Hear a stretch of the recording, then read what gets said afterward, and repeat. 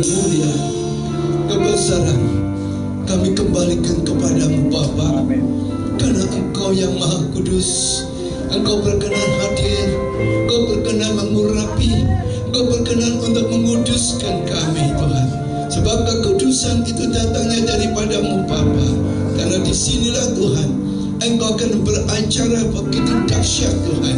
Sebab para malakat-Mu sedang menari-nari bersama-sama untuk memuji dan memuliakan nama-Mu Tuhan. Karena kebenaran-Mu ini Tuhan yang sebentar kami akan terima, dan Engkau bukakan kami segala apa yang menjadi kesusahan hati kami, apa yang menjadi pergumulan kami, apa yang menjadi tantangan buat hidup kami hari ini Tuhan. Kami percaya kehadiran-Mu juga yang akan menyelesaikan di dalam nama Yesus. Kami ucap syukur dan terima kasih Tuhan. Kami siap, kami sambut berkat firman-Mu hanya di dalam nama Tuhan Yesus Kristus. Bagi saudara yang percaya katakan amin. Ya, silakan duduk saudaraku yang dikasihi oleh Tuhan. Kami mengucapkan syukur dan terima kasih atas undangnya Ibu Yati terhadap Mbah. Ya, kami belajar untuk melayani. Ya, pelayanan ini bukan sekedar untuk melayani manusia. Ya, tapi kita menghadirkan Tuhan itu tidak semua orang bisa, saudaraku. Sebab Dia kalau sudah hadir, tidak ada manusia yang bisa berbuat sesuatu. Kenapa? Karena Dia yang akan bertindak dan Dia akan selesaikan. Apa itu? Persoalan yang kita sedang hadapi. Sekalipun saudara belum sempat berdoa, kehadirannya Dia itu sudah melepaskan semua ikatan-ikatan hidup kita ini. Sebab kita ini manusia seutuhnya, tidak ada yang sempurna. Tapi Tuhan ingin membuat saudara saya kudus. Karena kekudusan inilah yang dikatakan untuk memurnikan hidup manusia ini. Kenapa Tuhan inginkan semuanya ini harus kudus? Karena kekudusan itu di dunia tidak ada. Siapa kata? Saudaraku. Tapi kalau Tuhan sudah memerintahkan, seperti Musa, kamu kembali, tidak ada satupun yang berani untuk datang kepada Tuhan. Sebab telapak kakimu yang kamu injak itu tempatku, kata Tuhan. Itu kudus. Semuanya yang Tuhan miliki ini kudus. Bukan manusia saja yang dikuduskan. Dan disinilah saudaraku yang dikasih oleh Tuhan. Tuhan tekankan, kita melihat sebentar di dalam firman Tuhan, dalam 1 Petrus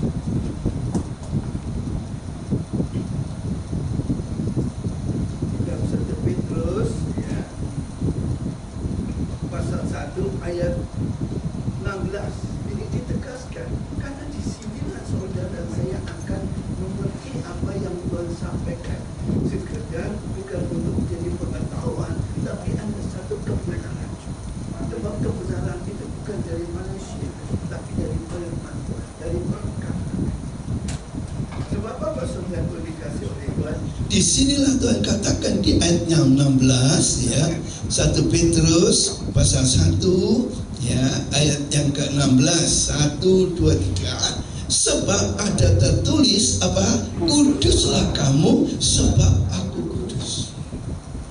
Ini Tuhan yang memberikan satu poin yang penting buat hidup kita ini. Kalau kita sudah dipercayakan oleh Tuhan untuk hidup dalam kekudusan, tidak ada satupun kita akan mencela hidupnya. Biarpun kita dikatakan apapun saja, tapi saudara saya akan menjadi apa, saudaraku? Satu bukti, satu kenyataan, saudaraku. Bisa bassnya dikurangi ya.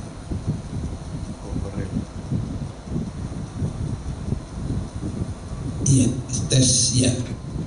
Terima kasih. Ini satu bukti bahwa Tuhan itu sudah menegaskan, karena di dalam firman ini kita, sebab ada tertulis. Kalau sudah tertulis itu tidak bisa dihapus. Sebab apa yang Dia perintahkan kepada saudara saya ini, bahwa kamu ini ada orang pilihanku, orang yang sudah ditetapkan oleh Tuhan untuk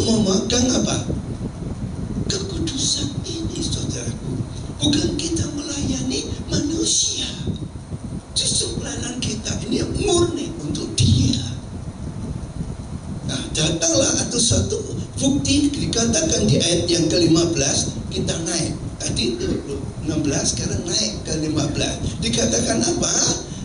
15, 1, 2, 3. Tetapi hendaklah kamu menjadi kudus, loh. Ditekankan di mana? Di dalam seluruh hidupmu. Tuhan menguduskan itu bukan hanya rambutnya, bukan bajunya, tapi seluruhnya ini. Kenapa dikatakan ini? Seluruh hidupmu sama seperti Dia yang kudus, yang telah memanggil kamu. Tidak semua kita dipanggil, saudaraku. Justru orang pilihan itu yang akan diutus oleh Allah itu untuk dikuduskan lebih dulu, untuk menjalankan tugas yang berat, bukan sekedar untuk melayani. Kalau sudah banyak manusia yang sudah dipertobatkan, bukan itu, saudara. Tuhan akan mengubah. Tuhan ingin memisahkan hidup kita ini dengan dunia ini. So, dunia ini yang membuat saudara saya terlena. Karena terlena kenapa? Karena di dalam keadaan zona nyaman, saudara saya melihat, enak itu. Tetangga kita naik turun mobil yang bermerek, iya, rumah pindah sana pindah sini. Tapi kehidupannya dia gimana? Kita nggak tahu. Kita hanya melihat apa yang ada di depan mata kita. Enak ya, saudaraku. Bukan enaknya, tapi dia akan menanggung dosa. Kelihatannya bagus dia, seakan-akan dunia mengangkat dia. Semua orang punya pandangan yang begitu rupa terhadap dia. Kalau orang ini tidak diberkati, itu tidak bisa begini. Siapa bilang, saudara? Roh jahat pun bisa menjadikan saudara saya menjadi orang yang bisa memberikan apa yang saudara inginkan tidak. Tuhan ingatkan ini, saudaraku. Kenapa? Karena dia tetap ingin supaya kita hidup itu sakral. Sakral itu kekudusan, saudara. Jadi tidak dibenarkan oleh Tuhan bahwa kita ini kalau ibadah baru kudus. Setiap harinya kita berhubungan dengan Tuhan itu bukan untuk berdoa saja. Kita tahu apa yang Dia inginkan dalam perilaku kita ini. Tuhan inginkan supaya saudara saya ini ready and void. Kenapa Dia inginkan ini? Supaya kita ini memisahkan diri kita kepada dunia, supaya kita tidak lagi melihat dunia. Terus kita mau tinggal di mana, Pak? Kalau tidak tinggal di dunia. Maksudnya bukan memisahkan diri itu, bukan kita tinggalkan dunia terus kita bersama dengan Tuhan di atas, tidak, saudara. Justru Tuhan ingin menempatkan kita itu sebagai orang-orang pilihannya. Sebab apa? Kalau Tuhan sudah katakan ini kepada saudara saya, apa dikatakan? Kita harus memiliki apa? Kasih. Itu tandanya bahwa kita ini sudah dibenarkan. Karena kebenaran ini bukan karena kita yang pintar untuk bisa berdialog, bisa menyampaikan tentang kebenaran ini. Tapi Tuhan akan pakai kita ini bukan sekedar itu saja. Dia akan membentuk seluruh aspek kehidupan kita ini menjadi manusia-manusia yang berarti dan berguna. Dan Tuhan sudah nyatakan apa? Harus dinosida. Apa sih artinya neosida ini? Ini bahasa Yunani yang sudah Tuhan tetapkan bagi saudara saya ini, bahwa kita ini akan dirubah. Untuk memisahkan kita ini bukan untuk kita bye-bye my love, mama, papa. Saudara, dirubah karakter kita. Terutama apa? Supaya kita ini serupa dan segambar dengan anaknya. Ini baru pasti saudara saya sudah mendapatkan satu kedudukan yang luar biasa. Sebab tidak ada orang yang mau ceritakan seperti ini. Kenapa? Karena Tuhan katakan ini supaya saudara saya tahu. Kita naik lagi di ayat yang ke-13. Apa dikatakan? 1 Petrus. Di ayat 13.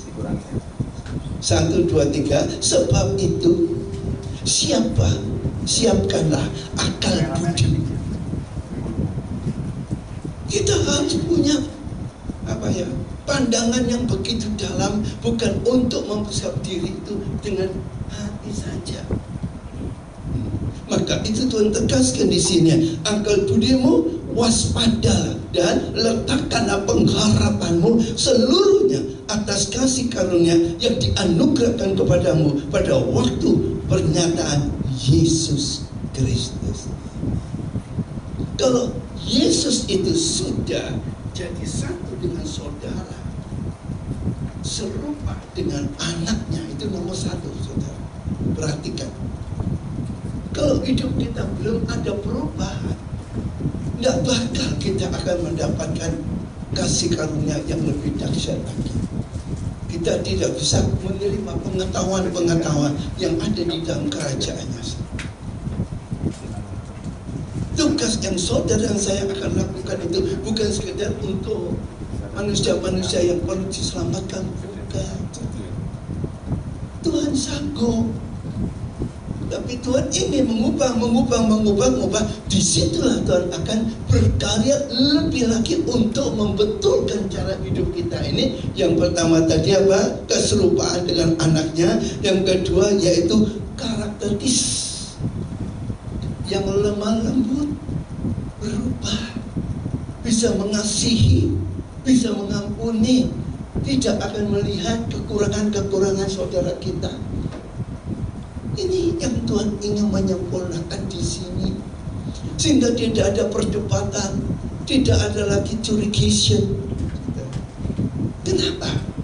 Karena karakter di sini itu asli dari anak-anak Yesus yang tidak bercacat celah, sehingga kita semuanya akan mengakui bahwa Dia Allah. Bukan Dia hanya duduk, Dia hanya tinggal memerintah. Tidak, justru Dia yang melayani kalian. Justru pelayanan ini bukan sekedar untuk manusia, tapi Tuhan akan berikan pengertiannya bahwa engkau sebagai anak-anak Allah. Dan disinilah anak-anak Allah itu berguna, terutama untuk siapa? Keluarga, suami, istri, anak, cucu, dan menantu. Engkau memang, Tuhan tidak suruh cari lari sana, lari sini, terbang sana, terbang sini. Bukan itu caranya. Justru Tuhan akan membetulkan dengan caranya ini, merubah. Maka dikatakan kini sudah, genosida ini ada menunjukkan ada perubahan. Cara berpikirnya pun juga, cara bicaranya juga. Kenapa? Sebab si iblis itu akan apa? Mendatangi saudara, dia berkeliling setiap hari, mencari kesempatan untuk saudara lengah. Dia akan menerkam. Saudaraku, bukan satu mimpi, tapi ini kebenaran. Why? Kenapa? Oh, Tuhan punya tujuan seperti ini. Setelah kita dapatkan karakteristik daripada Allah Bapa kita ini, maka kita semuanya akan dibentuk untuk menjadi manusia yang bagaimana? Lemah lembut, panjang sabar, mau berkorban, mau memberi. Itu nanti, tapi bukan sekarang. Tujuannya untuk kita dinaikkan pada next level, dinaikkan sampai pada tempatnya. Di situ saudara akan duduk dan Tuhan akan memerintahkan berkat-berkatnya untuk saudara saya, untuk apa? Diberkati untuk menjadi berkat buat lain. Tujuannya itu yang Tuhan inginkan kepada saudara saya. Dan sebagaimana dikatakan di dalam Yohanes, kalau kita masih tetap menyenangi dunia, ini baca dalam 1 Yohanes pasal 2 ayat yang ke-15 sampai 17.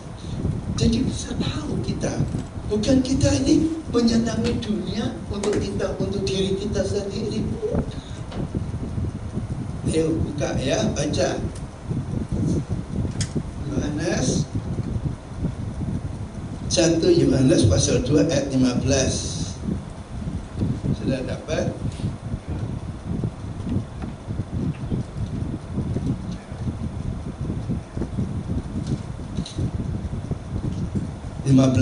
Satu, dua, tiga. Janganlah kamu mengasihi dunia dan apa yang ada di dalamnya. Loh saudaraku, jikalau orang mengasihi dunia, maka kasih akan Bapa tidak ada di dalam orang itu. 16. Sebab semua yang ada di dalam dunia, yaitu keinginan daging dan keinginan mata serta keangkuhan hidup, bukanlah berasal dari Bapa, melainkan dari dunia. 17. Dan dunia ini sedang lenyap dengan keinginannya, tetapi orang yang melakukannya kehendak Allah tetap hidup untuk selama-lamanya.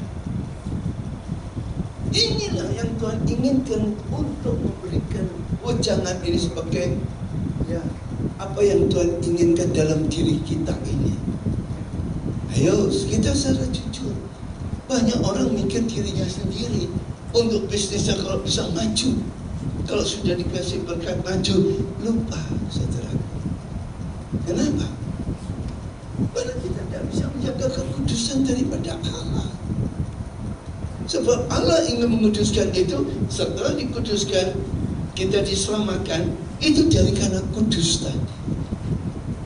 Baru adanya pembenaran. Pembenaran itu kita akan dirubah karakter-karakter kita, sifat kita, ya, pikiran-pikiran kita yang kurang jernih ini. Nah, di pikiran dan hati ini kelihatannya tidak seberapa ya, tapi pengaruhnya pikiran yang ada di otak kita ini bisa menjatuhkan seluruh hidup kita seluruhnya. Bisa menghancurkan masa depan kita ini. Kenapa kita tetap pandang seperti itu? Karena Tuhan tetap inginkan apa yang menjadi rancangan saudara saya dan saudaraku yang dikasih oleh Tuhan. Tuhan ingin memberikan satu pandangan ini untuk kita ini menjadi yang kudus itu untuk apa? Memiliki iman. Anda catat saudara, harus punya iman yang bagaimana? Yang penuh dengan kasih Kristus.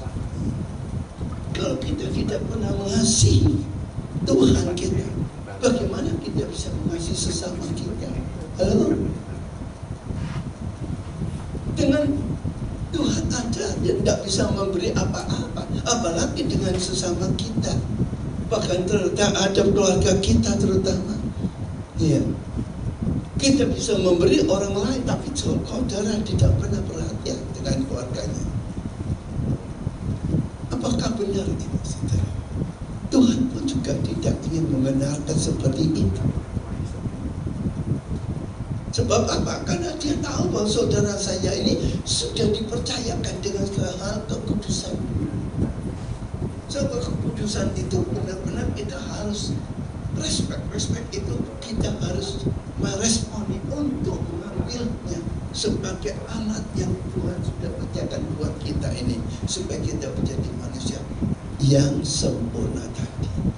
Sekalipun kita masih tinggal di dunia, tapi Tuhan kalau sudah memanggil saudara dengan kekudusannya, Tuhan masih percayakan saudara saya. Untuk siapa saudara? Bukan untuk diri kita, tapi Tuhan akan selamatkan buat keluarga kita. Mengapa keluarga? Karena keluarga ini yang penting. Jangan kita meramu orang luar. Orang luar belum diselesaikan, mau meninggalkan keluarga kita, yang tidak masuk akal. Saudara, Ini yang Tuhan berikan kepada kita hari ini. Kenapa? Karena dikatakan tadi, di poin yang pertama tadi, kita harus serupa dengan anaknya tadi. Terus serupaan ini itu kita harus merubah apa? Yang kedua, yaitu karakteristik. Yaitu kita mempunyai kelemah lembutan, panjang sabar itu.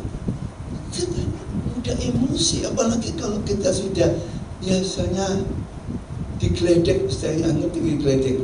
Ya, mana bisa Pak Ping mau jadi apa? Kalau kita sekarang ini tidak bermain dengan dunia. Nah, mulai timbul kejahatan-kejahatan ini untuk mementingkan diri sendiri. Padahal tidak diberikan untuk keluarga, untuk diri sendiri. Nah, di sini Tuhan tegaskan di poin yang ketiga ini kita harus tetap memiliki kasih Kristus ini. Justru melalui anaknya yang tunggal Yesus ini yang sudah mengorbankan dirinya untuk diberikan sepenuh pada Tuhan kepada kita semua. Dia tidak menyayangkan anaknya satu-satu ini. Gunanya apa? Saudaraku yang dikasih oleh Tuhan. Karena dia mau, seperti dikatakan di Roma 8, tolong ayat yang ke-32.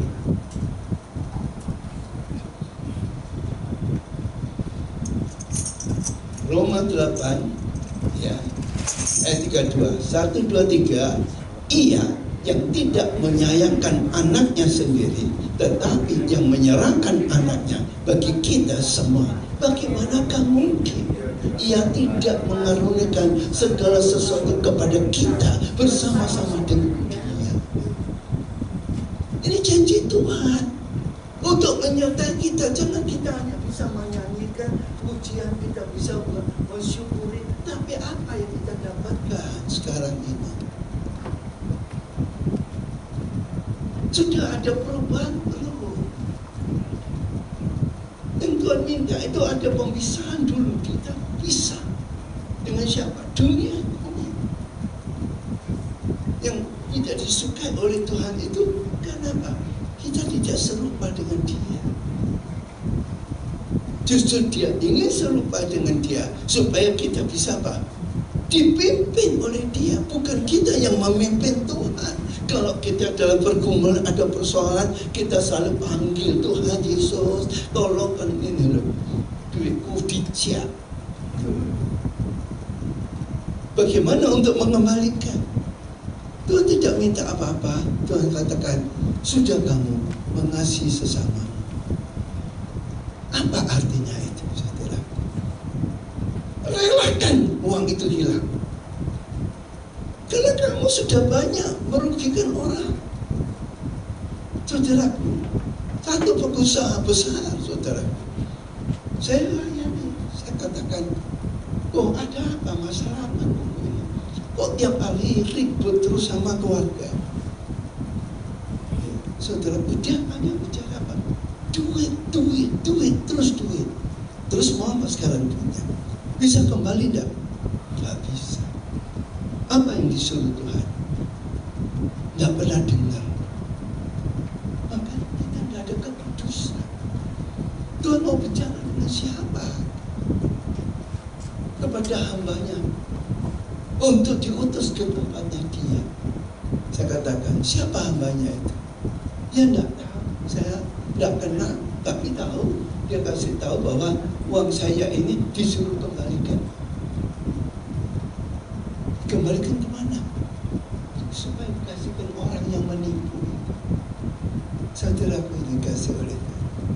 Terus gimana? Ya, saya belum bisa merelakan uang saya itu diambil begitu saja. Singkat cerita, sudah yang dikasih oleh Tuhan.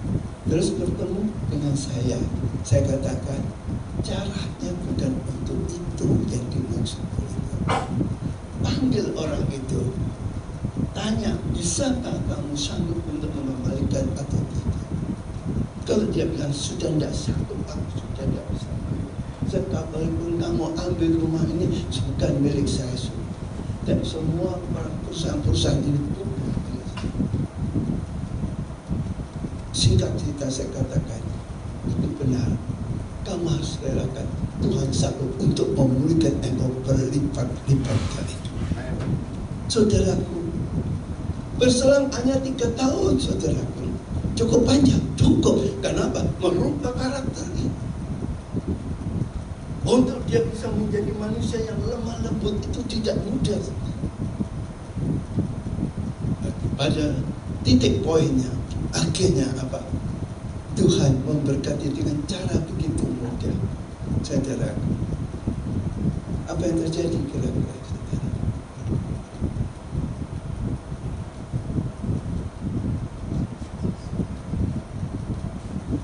Pabriknya dibakar habis. Baru dia menangis. Sudah tak mungkin bisa untuk membayar utang saya. Justru Tuhan juga merelakan orang itu tidak menagih kamu. Saudaraku dikasih dengan sikap cerdas, saudaraku, dia segera dipulihkan. Dan akhirnya ada orang yang bisa datang pada dia, bangun lagi, nanti saya mau modali, dan uang ini bukan untuk kamu tapi untuk memulihkan keadaan. Saudaraku dikasih oleh Tuhan, tidak usah banyak-banyak, saudaraku. Ya, ada satu orang utang sama bank, banknya BNI, Chengfu punya pemerintahan. Saudara, dia utang 49 M, kecil, tidak terlalu besar kan? Saudaraku, apa yang terjadi, saudaraku? Dia menangis setiap hari. Dia bilang, Tuhan, kamu tega, kamu menghancurkan masa depanku. Setiap hari dia keliling di alun-alun itu, dia sapu itu debu-debunya, ya, semua dikumpulkan, saudaraku. Dia masukkan di kantongan plastik, ya saudaraku. Kalau sudah malam, dia buat tidur di tengah-tengah di alun-alun itu, saudara. Sampai orang katakan, ada orang gila, ada orang gila. Saudara ini kasih singkat cerita, Tuhan itu menemukan saya lagi. Ya, setelah saya ketemu dia, saya katakan, Koko, kenapa kok? Langsung artinya tidak bisa tenang apa? Diam, saudaraku, tidak mau ngomong. Loh, ini orang bisu atau ada pintakan, saudaraku. Ternyata ketemu istrinya. Terus saya tanya, Cik, ini apanya? Ini suami saya. Apa-apa? Waduh, Pak, saya tidak tahu apa yang harus saya lakukan karena dia punya uang, sudah tidak bisa melunasi di bank BNI. BNI segera menyegel pabrik. Terus kalau gimana?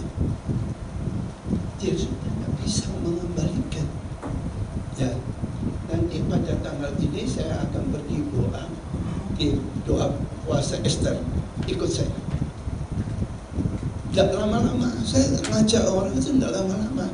3 hari aja doa puasa Esther tanpa makan tanpa minum.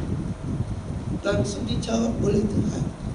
Datang ke direksinya di Jakarta Pusat, temui pimpinannya. Akhirnya dia memberanikan diri, dia didampingi dengan saudaranya supaya apa? Saudaranya melihat apa benar bisa ditolong oleh Tuhan. Singkat cerita, saudaraku, dia katakan, kamu sudah ada uang berapa untuk mau menebus ini? Saya tidak ada uang. Loh, kok berani-berani kamu datang ke sini? Mau bayar pakai apa? Tidak ada uang, Pak. Loh, ya mau apa sekarang kamu ini? Ya enggak, maksud saya kalau ada dapat keringanan, mungkin ada dapat potongan, nanti saya bayar, Pak. Jangan ngomong aja ya. Tepati omongannya. Sekarang saya potong jadi 9 M, bisa tidak bayar? Kaget dia. Loh, ini guyonan atau sungguhan ini, saudaraku? Jadi 9 M. Loh, Pak, saya kurang lagi. Loh, ya apa sih? Ini bukan joget ini, Pak. Benar-benar terjadi nih, saudara. Kenapa pada waktu itu dia katakan, saya mencoba, bukan saya ini membohongi dia, enggak menyoba. Akhirnya Pak, berapa yang kamu bisa bayar? Tapi hari ini harus selesai. Oh, enggak bisa Pak, 1 tahun. Loh, 1 tahun? Enggak ada cerita orang melunasi 1 tahun itu. Enggak, saya tetap ingin berapa saya harus bayar. Sudah, saya tempuh 3 bulan. Enggak usah 1, 3 bulan kembalikan 6M. Dipotong lagi 3. Saudaraku, apa yang terjadi saudaraku? Dia disuruh pulang, suruh tanda tangan. Saya tunggu 3 bulan. Sudah jangan ketemu sama saya kalau tidak ada uang kasih. Dia langsung pergi kokonya. Aku ini punya utang sama bank. Sekarang ini dipotong menjadi 6M. Kamu tuh gendut. Ini suplai. Tidak ada bang mau ngasih potong segitu banyaknya itu Pak. Loh, ini loh kok, ada suratnya, sudah tanda tangan. Dilihat sama kukunya. Loh, ya benar. Dah guyonan ini saudaraku. Ini betul-betul dia nggak jadi pembohong lagi. Ya saudaraku. Akhirnya besok terbang ke Jakarta. Ikut. Saya kepingin tahu. Akhirnya apa yang terjadi? Langsung bukakan cek sama kukunya. Ya. Apa yang terjadi? Dia sekarang kembali menjadi manusia yang sempurna. Ini yang Tuhan inginkan. Saudaraku, bukan karena gagah kita, bukan karena kekuatan kita, tapi kalau kita mau memisahkan diri kita ini, kita akan serupa dengan anaknya tadi, sehingga karakter kita ini akan dilemah lembutkan, tidak boleh keras-keras. Ya, jangan mudah tersinggung, setiap sudah marah, emosi, ya, gara-gara duit sudah mulai, nah, semua dikatain gini. Tidak boleh, saudaraku. Bagaimana Tuhan ingin membalikan kepercayaannya kepada saudara dalam kekudusannya aja nggak bisa menjaga, apalagi untuk mengembalikan, nah, kekayaannya yang Tuhan sudah jadikan sebagai pewaris kerajaan Allah. Saudaraku yang dikasih oleh Tuhan, sebab dikatakan dengan tegas di dalam Efesus pasal 1 ayat 4. Kayak kita lihat sebentar ya, apa yang disampaikan Efesus pasal 1 ayat yang keempat. Kita baca 1, 2, 3. Sebab di dalam Dia Allah telah memilih kita sebelum dunia dijadikan. Loh, di garis bawahi saudaraku, supaya kita saudaraku dan tak bercacat di hadapannya. Sampai ditekankan ini bukan untuk sekadar untuk lip untuk mulut manis Allah Bapa kita.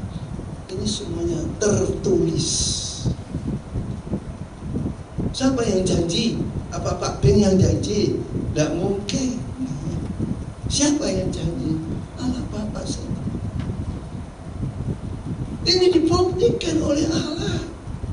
Saudaraku yang dikasih oleh Tuhan, apa yang saat ini saudara butuhkan? Mungkin pabrik saudara sudah disegel, rumah saudara disegel, bisa tidak kembali?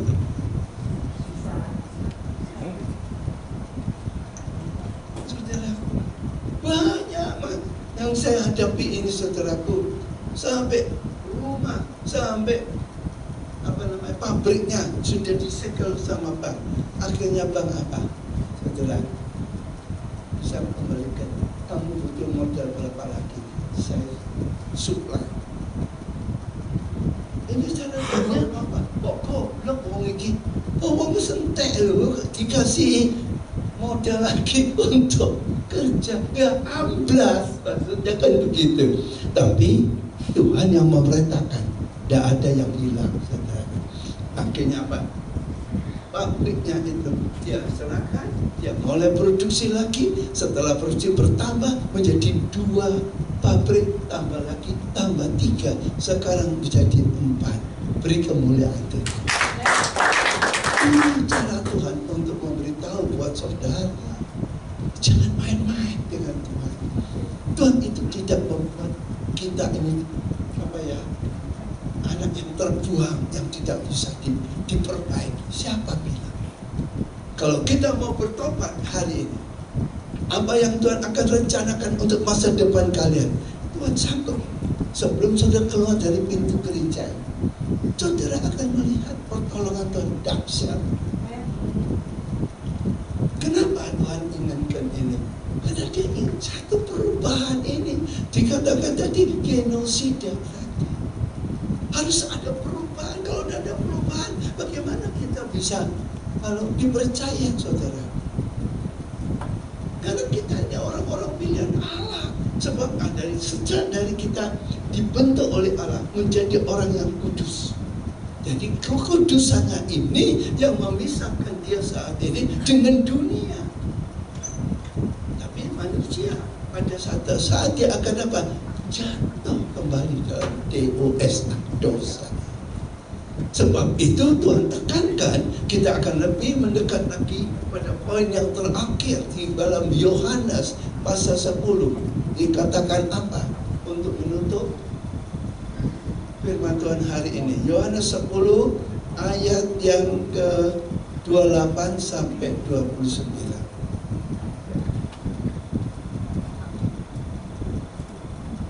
Ya, sudah? 1, 2, 3. Dan aku, kata Tuhan, memberikan hidup yang kekal kepada mereka. Dan mereka pasti tidak akan binasa sampai selama-lamanya. Dan seorang pun tidak akan merebut mereka dari tanganku. Ini janji Tuhan, ya. Tuhan tidak akan melepaskan saudara, akan dianiaya, dipukul, disesat. Kalau tidak seizin dia tidak akan dilepaskan. Tapi justru ayat yang ke-29, Bapakku, kata Tuhan, yang memberikan mereka kepadaku lebih besar daripada siapapun, dan seorang pun tidak dapat merebut mereka dari tangan Bapa.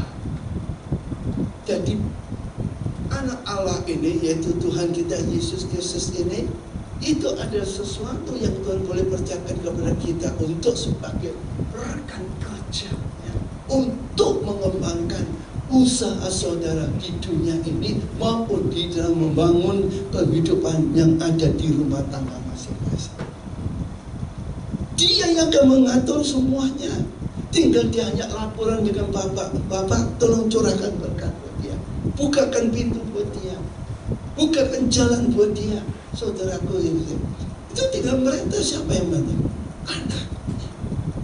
Bukan kita. Kita ini masih dianggap tidak kira-kira sama Tuhan. Halo, Tuhan kan Maha Pengampun, Maha Pengasih, Penyayang, ya, tapi Dia tetap menguji kita. Dengan bagaimana caranya menguji? Masih kita dipercayakan? Tidak. Untuk hasil yang akan dikembangkan nanti. Tujuannya apa? Ya ini yang Tuhan katakan, hidup kekekalan itu bukan tubuh kita ini menjadi kekekalan, tapi bisnis kita kekal, rumah tangga kita kekal, anak-anak kita masa depannya semua akan diberkati melimpah. Kenapa? Bukan untuk kita. Sebab Tuhan memberikan ini untuk saudara saya supaya kita punya satu pegangan hidup. Kepada siapa kita mau percaya? Kita dikasih sama sumber selamat, enggak pernah. Loh saudaraku, puasa pun enggak pernah. No, kalau ada kegiatan aktivitas untuk hari apa, hari hanya, hari Paskah, wah boleh berdoa puasa semua. Nah, saudaraku, bukan itu tahunan, jangan ditiru, saudaraku. Menunggu semuanya seperti itu, kapan kita bisa maju?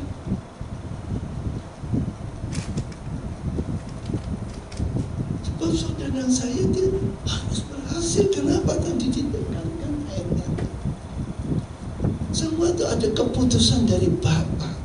Kenapa Bapak memutuskan ini? Karena dia tahu saudara saya tidak ada punya demam. Maka itu kita dijadikan serupa dengan anak yang tunggal Yesus, yaitu sebagai poin yang terakhir, Roma 8 ayat 29.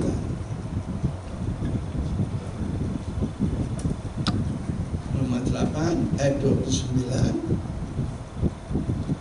Sebab semua orang yang dipilihnya dari semula mereka juga ditentukannya dari semula untuk menjadi serupa dengan gambar. Ini garis bawahi saudara. Tidak serupa dengan Bapa, karena Bapa kita itu roh dalam kebenarannya, hanya menyembah dalam roh dan kebenarannya, maka kita akan dijadikan ini. Ini tujuannya Allah itu. Terus apa? Dengan gambar anaknya, supaya anaknya itu menjadi sulung di antara banyak saudara. 30 terakhir ya. Terus Roma 8 ayat 30, dan mereka yang ditentukannya dari semula, mereka juga mereka itu juga dipanggilnya, dan mereka yang dipanggilnya, mereka itu juga dibenarkannya. Loh saudaraku, dan mereka yang dibenarkannya, mereka itu juga dimuliakannya. Ini janji Tuhan, bukan sekadar mulut manis, tidak. Ini yang Tuhan terapkan dalam hidup saudara, karena kita tidak tahu untuk hari esok, saudara.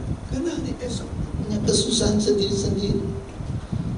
Karena di situ saudara dan saya diberikan kepercayaan ini bukan sekedar untuk buat diri kita sendiri. Kita harus punya komitmen dengan Dia, karena Dia berjanji itu untuk meluluskan permintaan saudara. Dia tidak minta apa-apa dari saudara, tapi justru dengan adanya respon tadi, Tuhan akan juga respon dengan kita.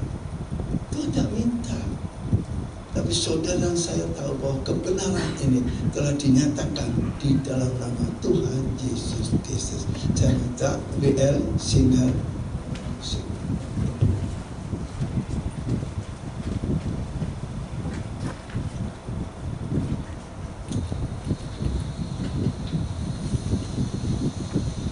Angkat satu puji.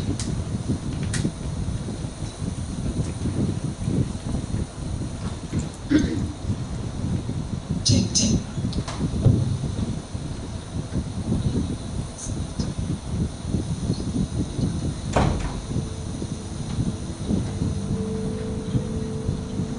Ya Allah, damai sejahtera, kuduskan aku seutuhnya, agar roh, jiwa, dan tubuhku terpelihara sempurna. Ya Allah, damai sejahtera. Ya Allah, damai sejahtera, kuduskan aku, kuduskan aku seluruhnya, agar roh, jiwa, dan tubuhku terpelihara sempurna. Katakan hidup kudus, hidup kudus dan tak bercacat di hadapanmu, mulia, suci pada kedatanganmu. Katakan Hosana, Hosana, datanglah Tuhan Yesus. Hosana, Hosana, ku merindukanmu.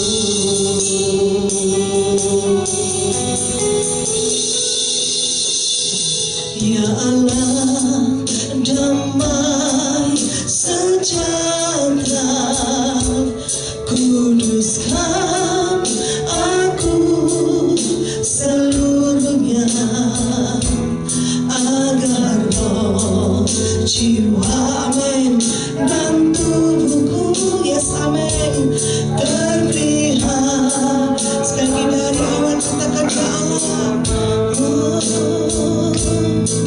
ya Allah, damai sejahtera.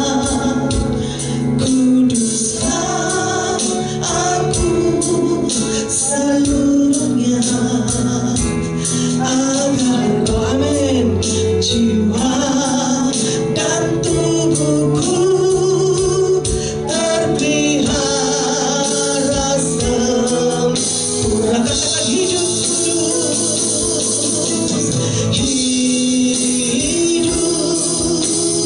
kudus, dan tak bercacat di hadapanmu. Mulia, suci, pada kedatanganmu. Katakan Hosana, Hosana, Hosana. Datanglah Tuhan Yesus. Hosana, Hosana, ku merindu. Sekali lagi, hidup kudus di hadapanmu Tuhan. Hidup kudus, dan tak bercacat di hadapanmu. Amin. Mulia, suci, pada kedatanganmu. Katakan Hosana, Hosana, Hosana, Hosana. Datanglah Tuhan Yesus. Hosana, Hosana,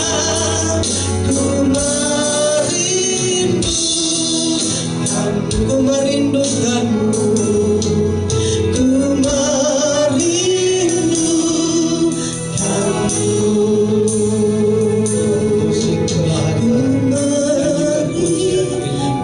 Kami minta saudara-saudara yang rindu didoakan, biar saudara itu bangkit berdiri.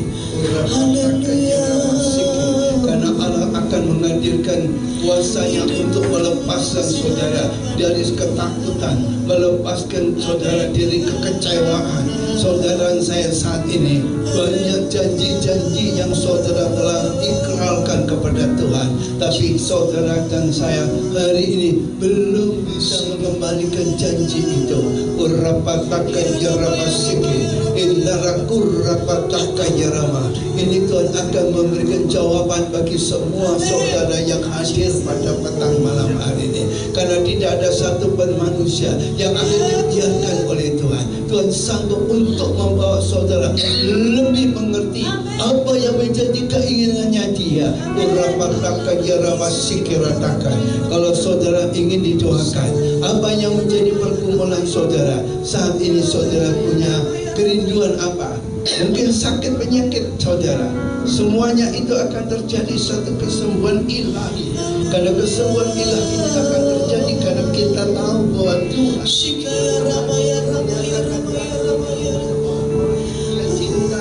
karena kita tidak memberikan penyakit itu bagi orang-orang yang Haleluya, mari kita sembahyang.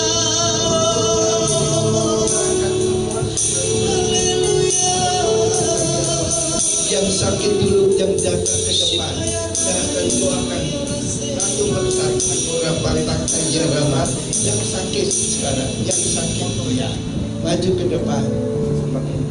Yang sakit dulu ya, siapa lagi silakan datang ya, yang sakit ya. Mungkin sakit itu sudah bertahun-tahun yang tidak bisa sembuh ya. Tuhan sanggup bisa menyembuhkan kalian. Mungkin ginjal yang kena kanker, ya tidak bisa lagi diatasi oleh dokter. Tuhan sanggup untuk membetulkan ginjalnya. Rapataka ya rabasik. Mari Tuhan, silakan.